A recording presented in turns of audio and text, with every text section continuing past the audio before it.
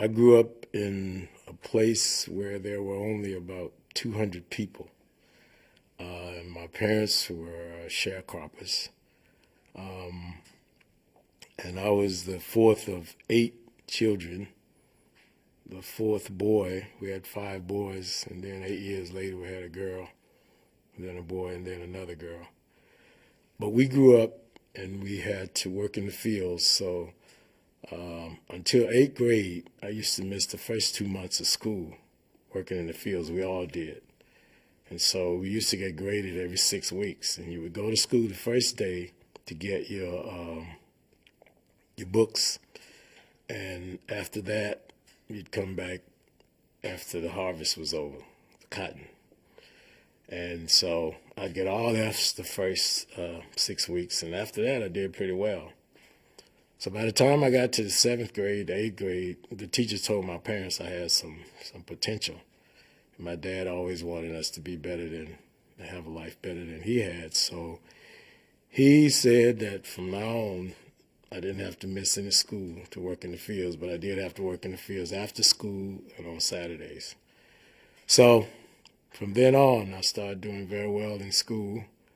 I was the first person from my high school to win a full ride to a university. It's an all-black university, and I went to a segregated school.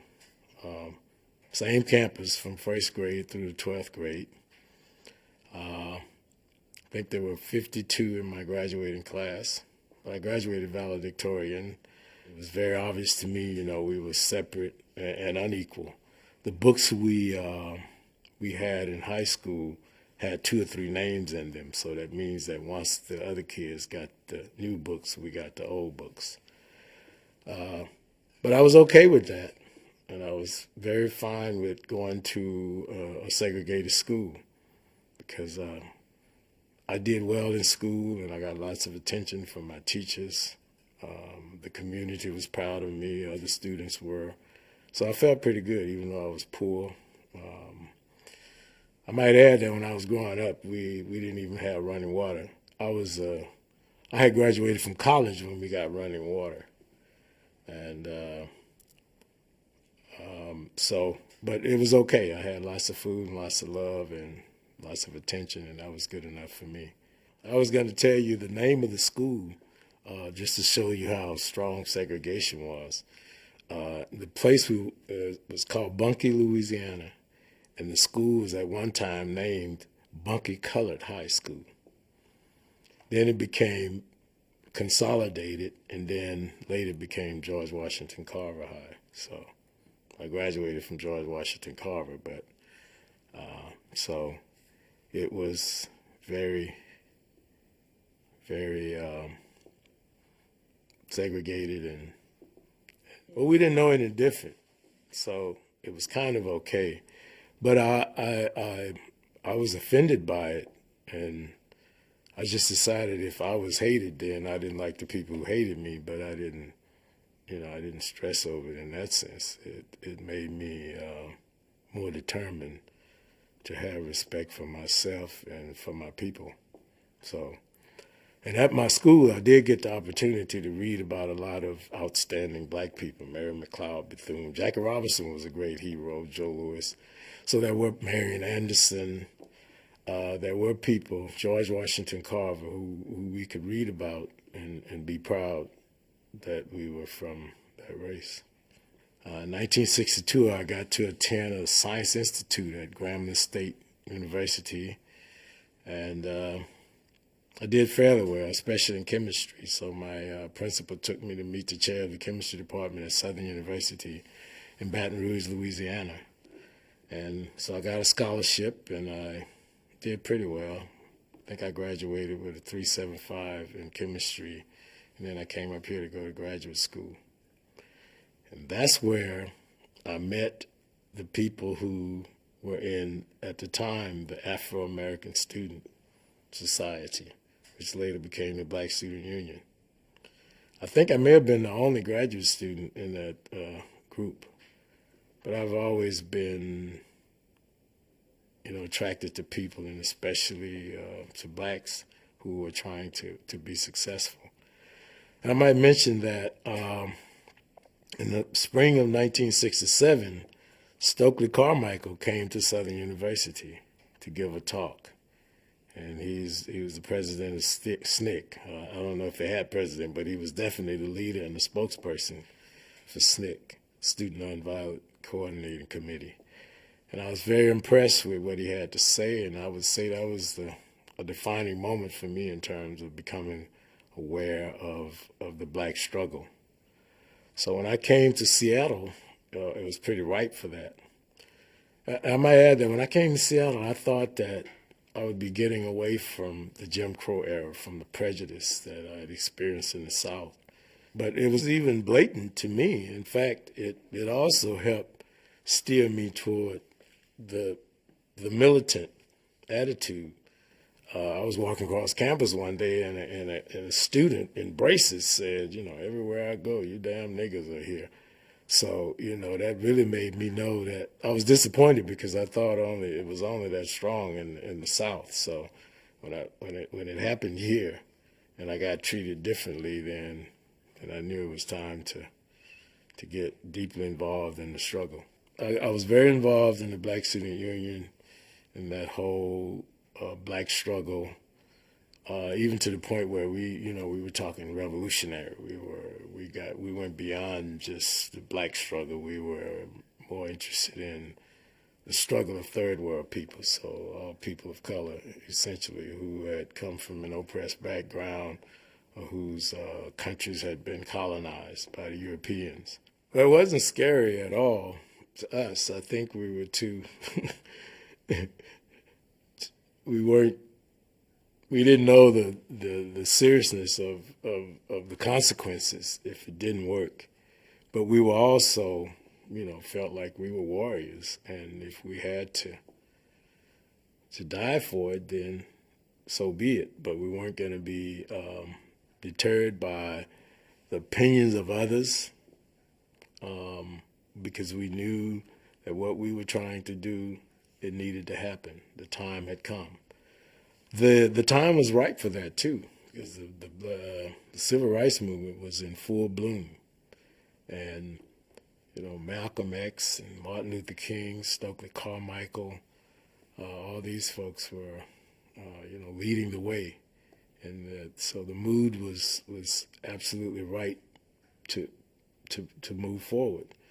What took place down in Berkeley, so it set it off, and in fact it was set off even before. I guess it started even before '68. I guess it started in 1960, and a lot of what happened here came out of what was happening at Berkeley and at San Francisco State University. In fact, San Francisco State University, the Black Panther Party, had the greatest influence on what took place. Larry and EJ were even more involved with that because they attended a conference put on by the Black Panther Party in San Francisco and Oakland. Actually, it was Oakland, but San Francisco State was also involved in that youth movement. So they could probably elaborate on what that was about. So I got here the fall after that took place. But so the move was right for it, and Stokely Carmichael, I guess, came here in '67 too, and really inspired the black community to take a stand and to get involved in the struggle. Larry tells a story that before Stokely Carmichael came to Seattle, black people called themselves Negroes, but once Stokely Carmichael spoke, they were all black after that. The Black Power movement was invented by SNCC, as far as I can tell, created. And so the whole notion of being, black was something to be proud of instead of ashamed. So everything was quite ripe for a movement. As a matter of fact, in the sit-in, there were white students from a group called Students for Democratic Society and black and white concern. So they were a part of this, a part of the movement. And if you notice in those pictures that I brought, there are white students walking around with signs saying more non-white students should be added to campus. And it was probably students from that group. That was an effort to discuss the situation with white students. It used to happen in the basement. It was called of the hub. It was called Soul Search, and white students and black students would get together to talk about race relations and about the government and its perceived intent. So some students were won over. And, it was also during the Vietnam era. And so there was a lot of distrust of America, the military-industrial complex, we called it.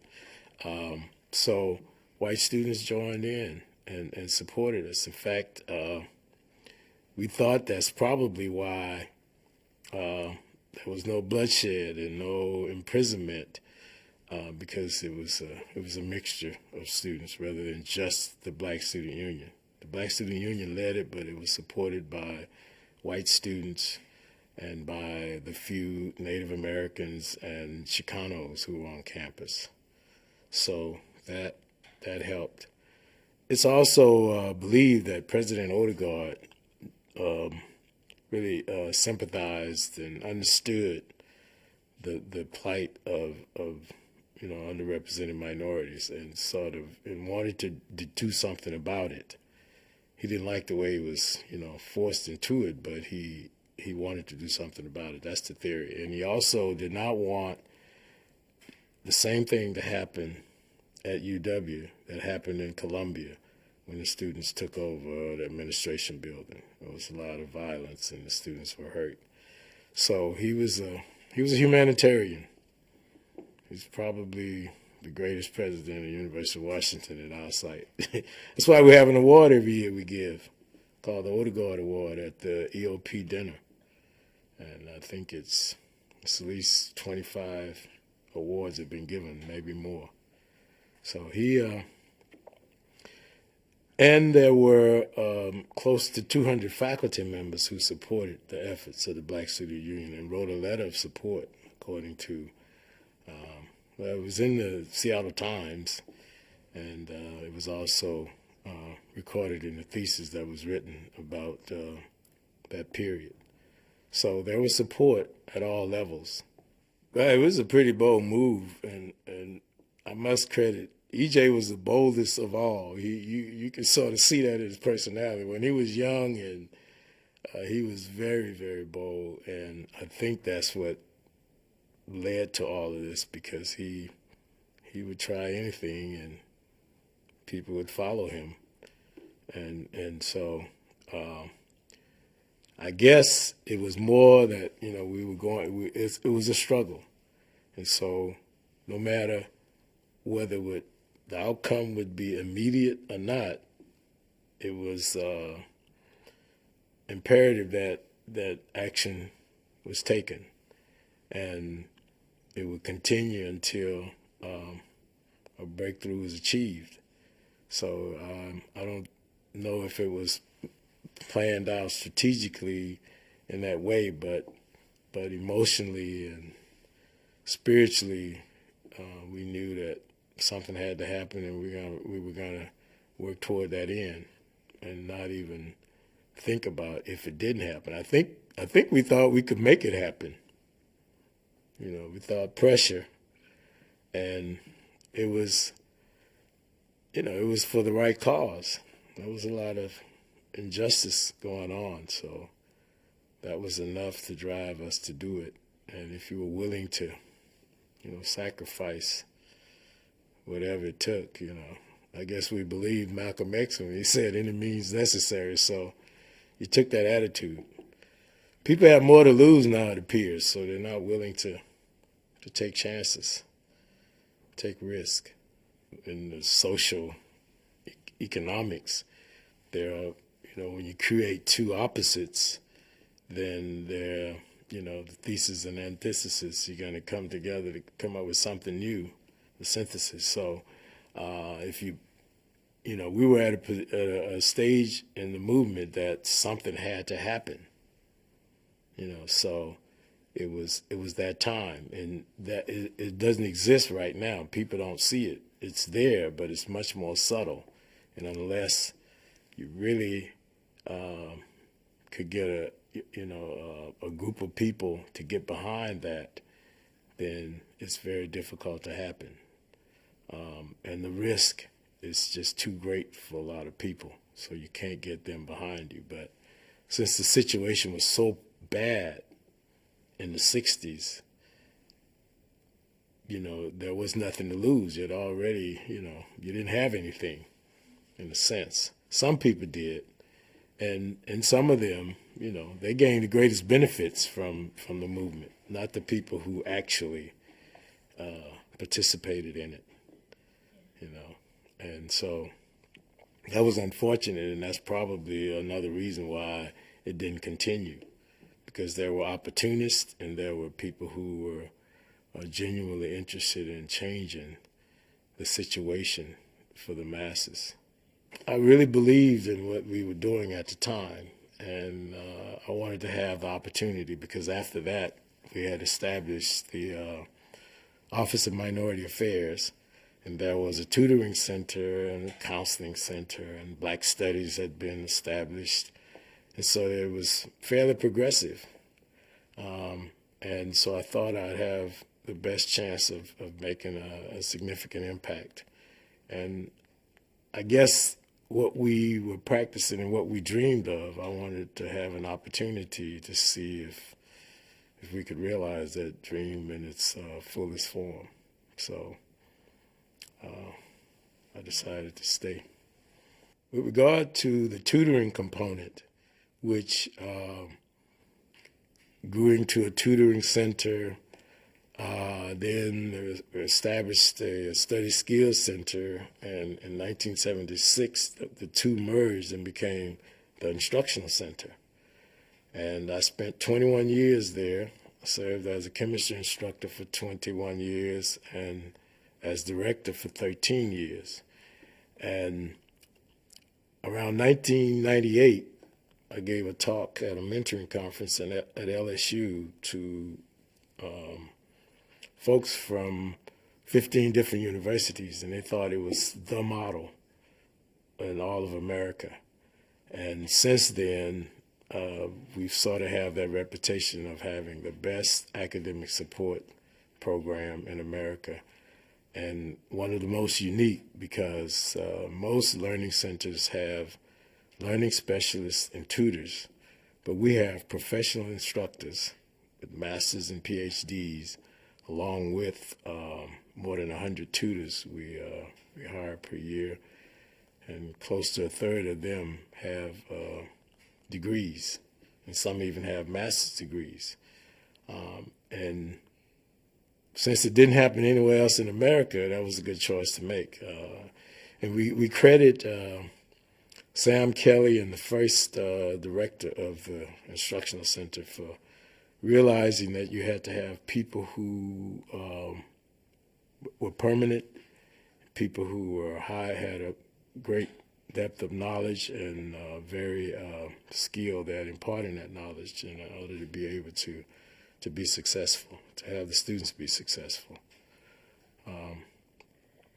So since 1989, we think we've served close to 15,000 students, and many of them have become very successful, who graduated and gone on to medical school and dental school, graduate school, have landed great jobs.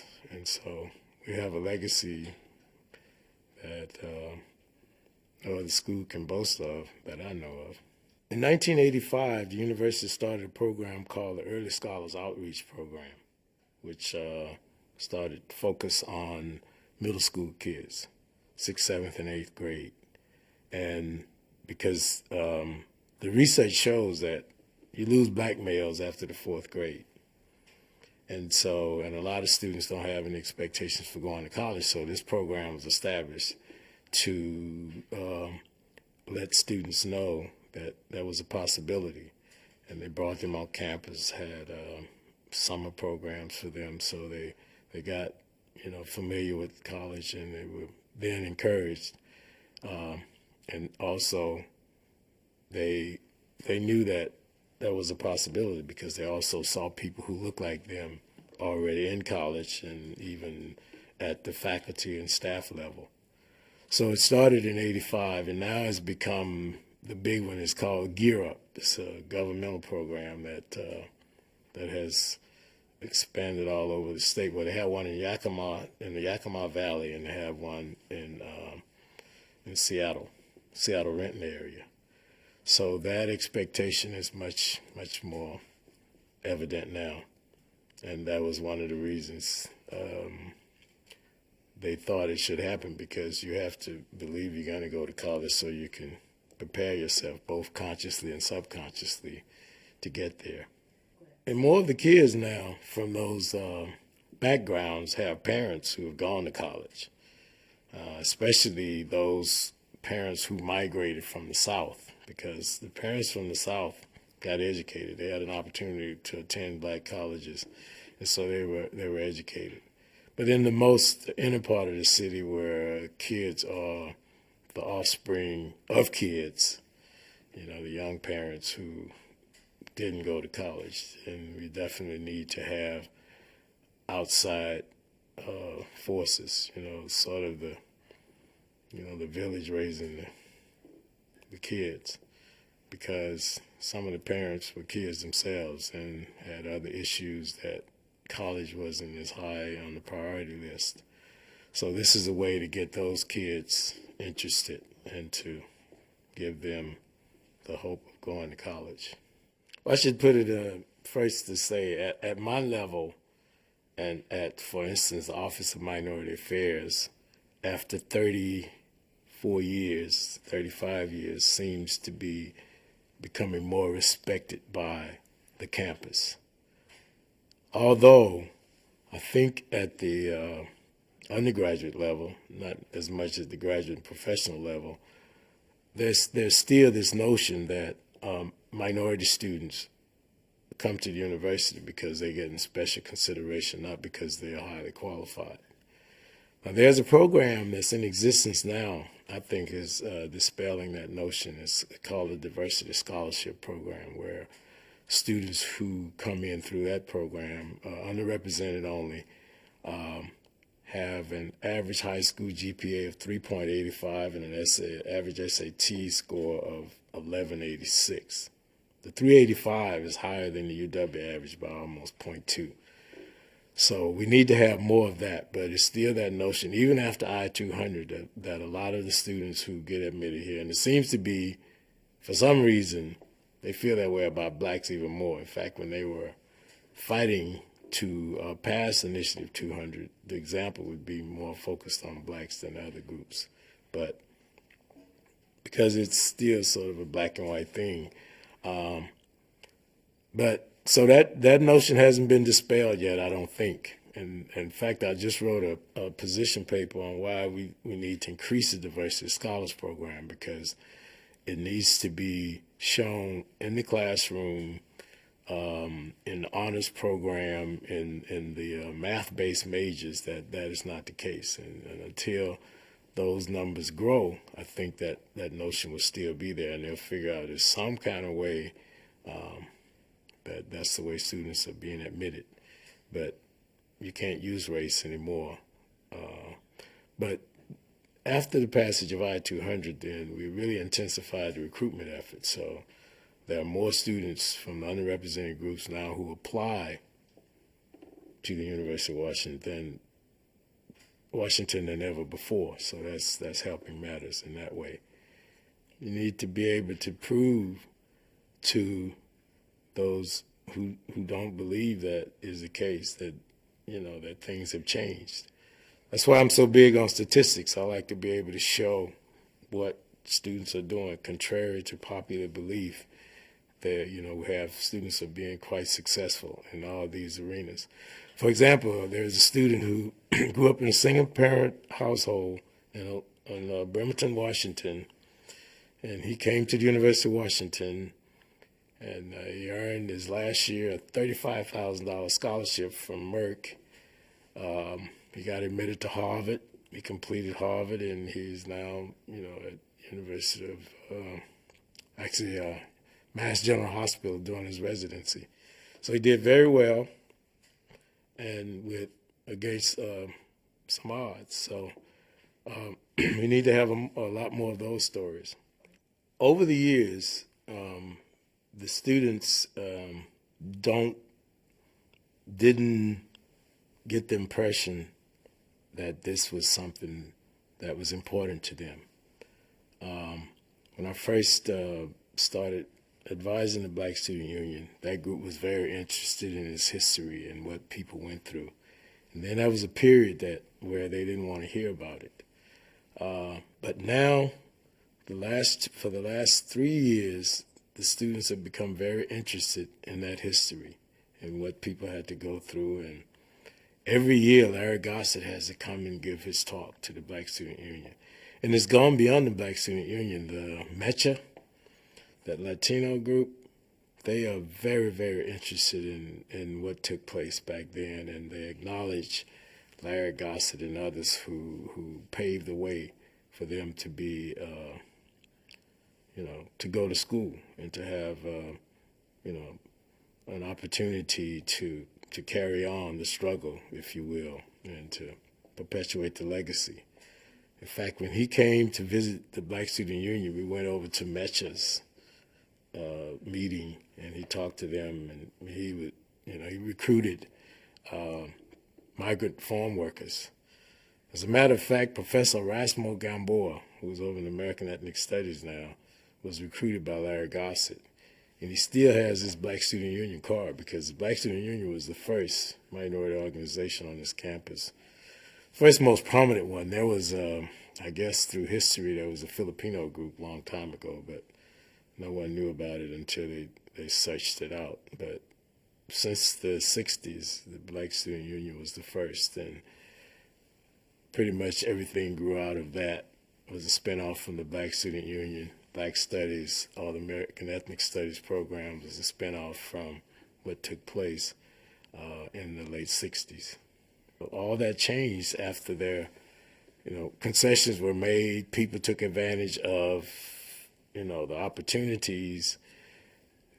Their children never got taught what was going on. So there's a gap there, and the kids came from families that were middle class, and so they didn't teach their kids to understand race relations and the relationship of minorities to the rest of the society. So the kids were spoiled, as far as I could tell, and so they didn't learn it. I had difficulties teaching my kids this, and they didn't listen either. And when they had bad experiences, then they started to realize that maybe they should have listened, but kids don't think their parents know what they're talking about. So it has not, we lost ground. And also, the demonstrations, everyone demonstrates now, so you can't make a big impact by demonstrating for certain causes, because you got everyone else demonstrating. It's so I think the effort was diluted, and then once the Republican administrations took over, you'd be severely punished if you took, if you decided to certain tactics. They would never let groups like the Black Panthers ever do what they did in the 60s, the boldness of carrying guns in public and, walking around in the black community, espousing the fact that the community needed to be defended against the police.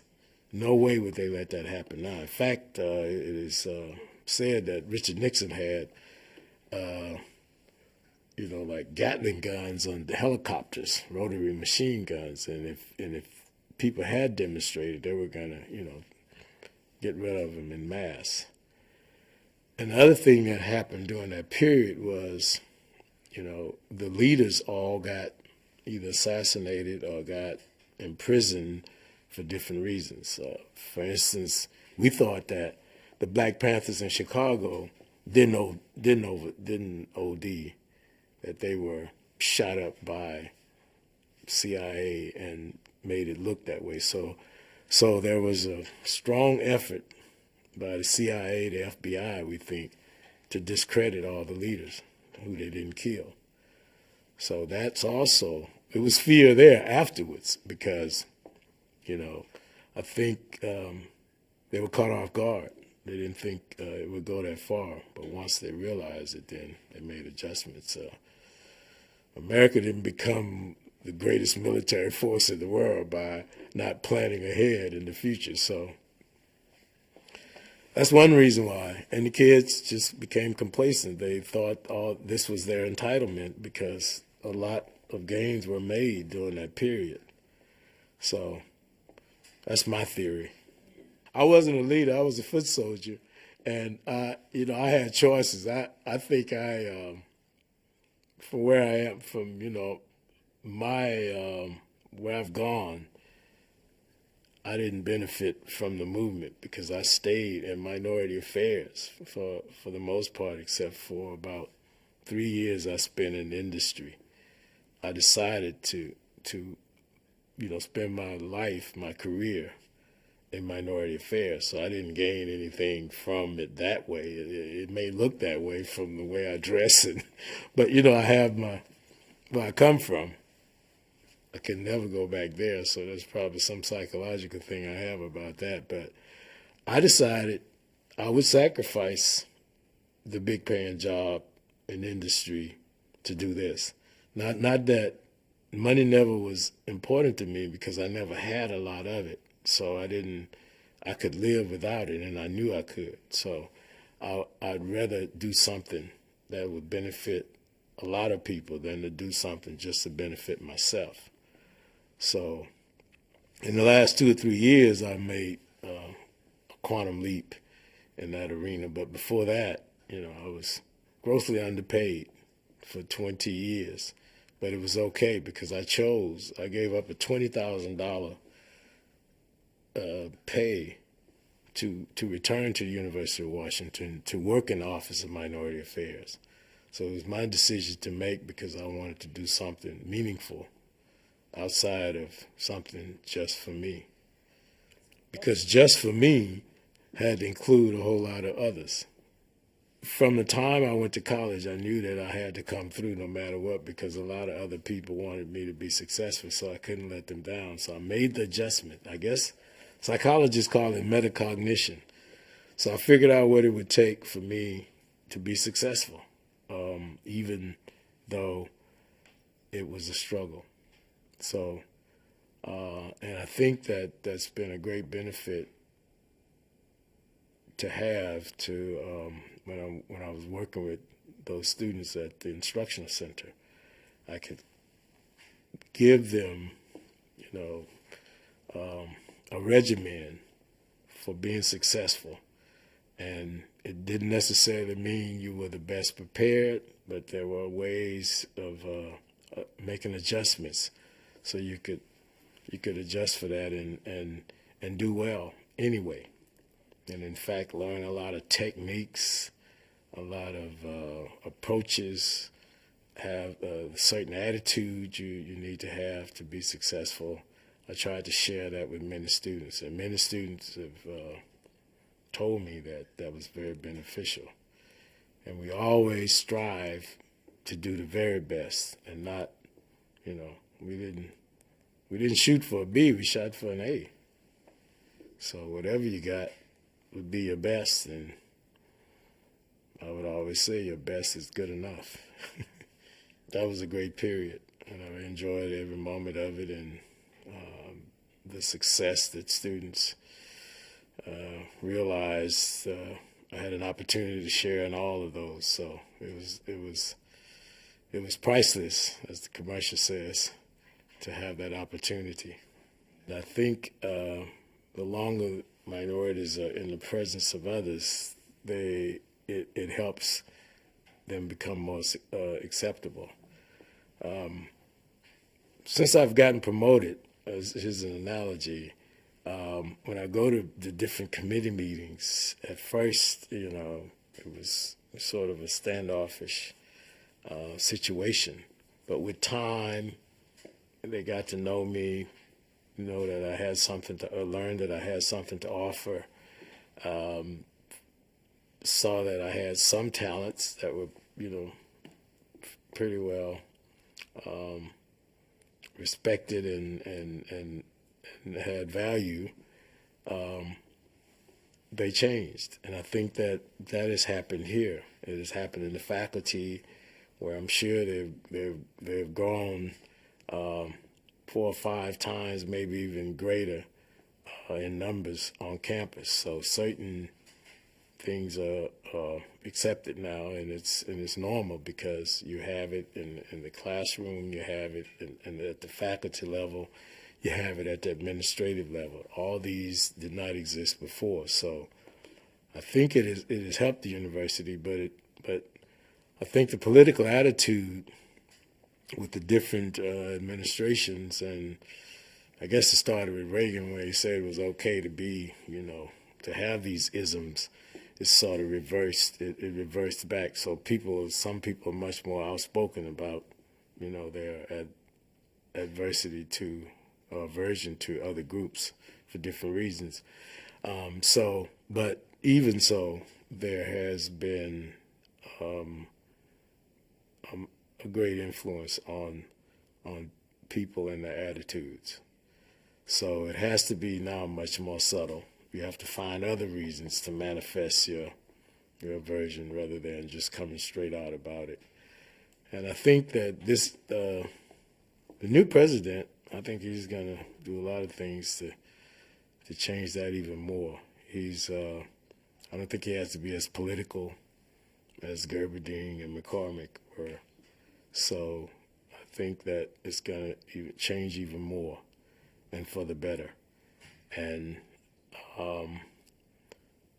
I think the Office of Minority Affairs has gained a lot more respect across campus because of the new vice president and vice provost for diversity, and also they are discovering that we had something to offer.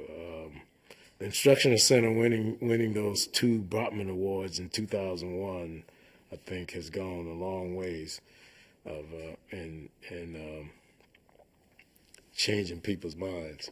But they tell me they knew about us long before that, and they knew we were doing a very good job, but we didn't know that they knew.